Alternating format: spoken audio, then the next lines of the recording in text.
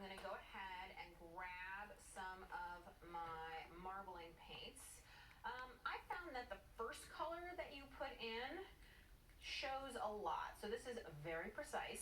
Boom, boom, boom, boom, boom, boom, boom, boom, boom.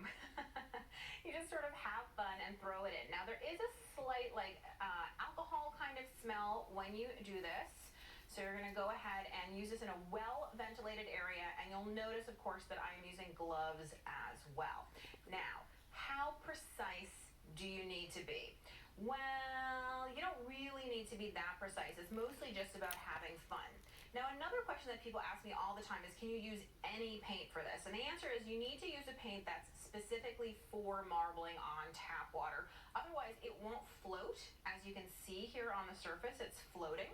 The other thing is, how many colors should you add? Well, that's really a personal choice. If it were up to me, I would add all the colors all the time. I particularly like something shiny, so I'm going to add this gold, which looks really fantastic. Now, it looks beautiful as it is, but it's not enough. To really do marbling, what we need to do next is take a wooden skewer or the back of a paintbrush or anything, and then not be precise. I'm just going to run through here really quickly without thinking too much about it. Then I'm going to take a sheet of, I happen to be using deli paper, which is literally what you get at the deli to wrap your sandwich in, but you could use any kind of paper you want. It's just my favorite paper for collage. You could use watercolor paper. Then I'm just going to take a tag and pick up any of the excess paint that's floating on the surface to clean it up, and you can see it clings right to the tag. And this is the exciting moment. Voila! When we pull up our beautifully marbled paper. It looks really, really cool. And you can now play around with lots of color variations, but look, our water is completely and totally clean. And that's the thing that's so cool about this, which is you can pull one print. Let's say you just need one piece of paper for a project, and the only limitation is how big of a container you have. So if you have a giant container, then you can make a giant print. If you're willing to use, like a huge pan or like a turkey pan or something like that, you can get a bigger print. If you use a little bread pan, you're gonna get a smaller print. It's totally up to you.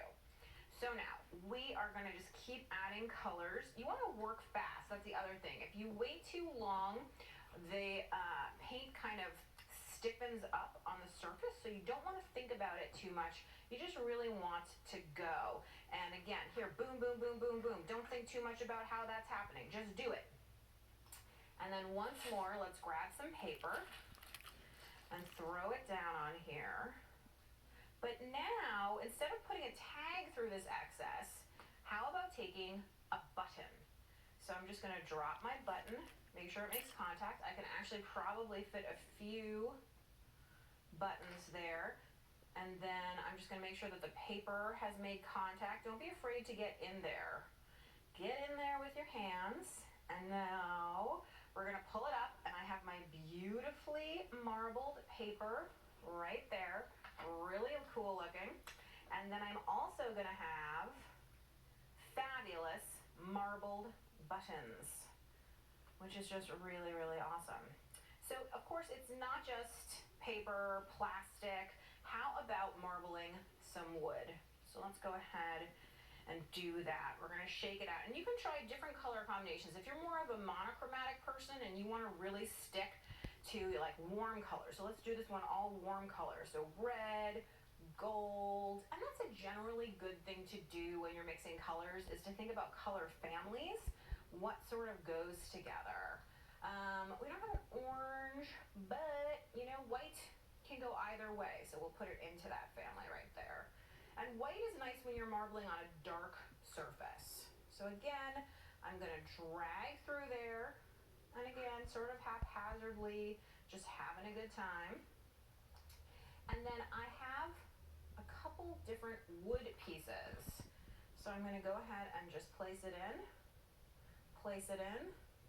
and see how they just float right on the surface. It's really cool. Another one, and then I wanna clean all this up. So I'm actually gonna use a piece of deli paper on top to make sure that all that excess gets picked up. Actually, we talked about dark surface. Let's use a black tag to just go ahead and pick up some of that excess. And you can see how nicely that gold shows right on the edge there. This almost looks like a dragon or something to me. And then I'm gonna pick up, this is just cleanup paper, but oh my gosh, it's still so pretty.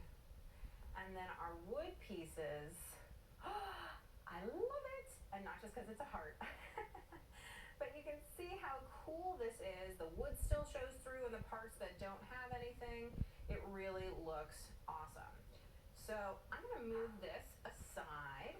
And now I have a pail. So this is for when you want to marble a little bit deeper. So again, if you have 3D objects like Christmas balls or wood letters or anything like that, and you want to make sure that you can get them plunged completely in, then you want to use something that's a little bit deeper like this bucket.